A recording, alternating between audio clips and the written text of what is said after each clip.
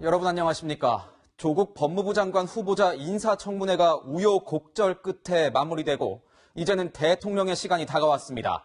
임명을 할 것이냐 말 것이냐, 그 갈림길에서 어떤 선택을 할지는 오롯이 문재인 대통령의 몫입니다.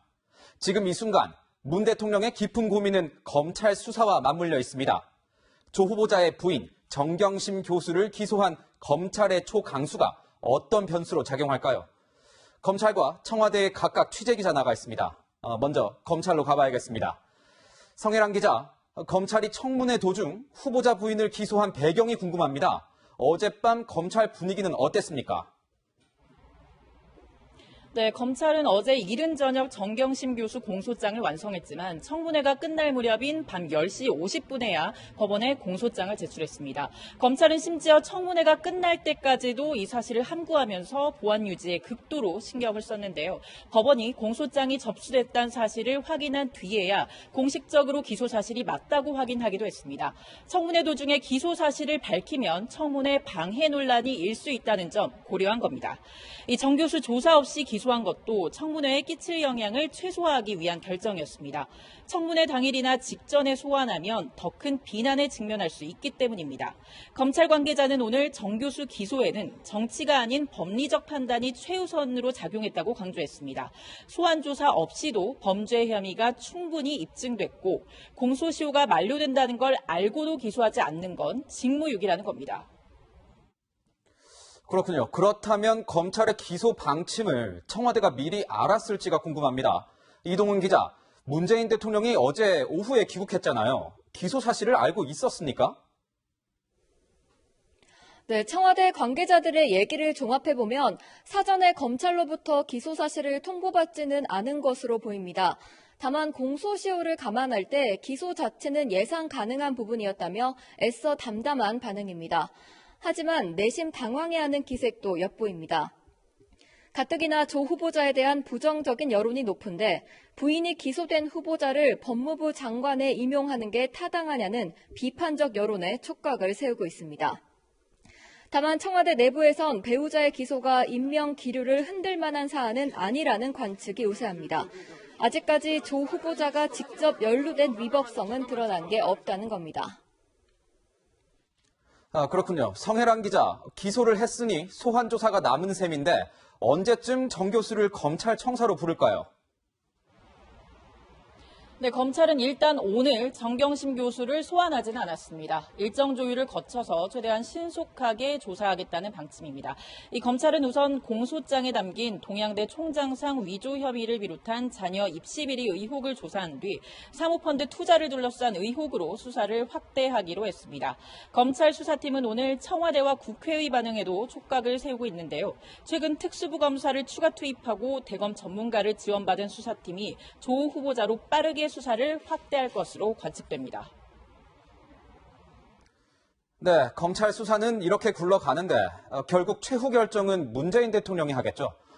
이동훈 기자, 문재인 대통령은 언제쯤 최종 결정을 내릴 것 같습니까? 네, 일단 오늘은 문재인 대통령이 조국 후보자 임명 여부를 결정하지는 않을 것으로 보입니다. 문 대통령은 조금 더 숙고의 시간을 가질 것으로 보이는데 최종 결심까지 오래 걸리지는 않을 거라는 게 청와대의 설명입니다. 문 대통령은 오는 10일 국무회의를 주재하고 곧 추석 연휴가 시작되는 만큼 이르면 내일, 늦어도 모레까지는 임명 여부를 결정할 것으로 보입니다. 문 대통령은 인사청문회 내용과 여론조사 추이 그리고 당의 의견을 종합적으로 고려해 최종 결정을 할 것으로 보입니다. 더불어민주당은 내일 긴급 최고위원 간담회를 열어 당의 입장을 정리해 청와대에 전달할 것으로 알려졌습니다. 네, 지금까지 성혜란, 이동훈 기자였습니다. 다음 소식입니다. 조국 후보자는 부인 정경심 교수를 검찰이 직접 조사하지 않고 기소한 건 아쉽다고 말했습니다. 자신의 거취는 임명권자인 문재인 대통령의 뜻에 따르겠다고 했습니다. 이어서 홍유라 기자입니다.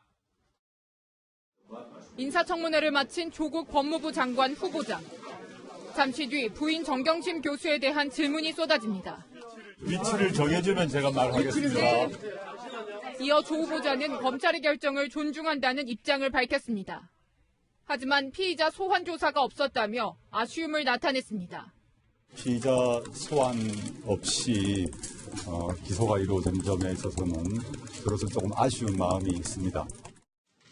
그러면서 무죄 추정 원칙이 있다는 말을 덧붙였습니다. 형사 절차상 방어권을 가지게 될 것이고 향후 재판까지 이어질 것이라고 봅니다. 헌법상 무죄 추정 원칙이 있는 것이고. 이어 자신의 거취와 관련된 질문에는 아무런 답변도 하지 않은 채 국회를 떠났습니다.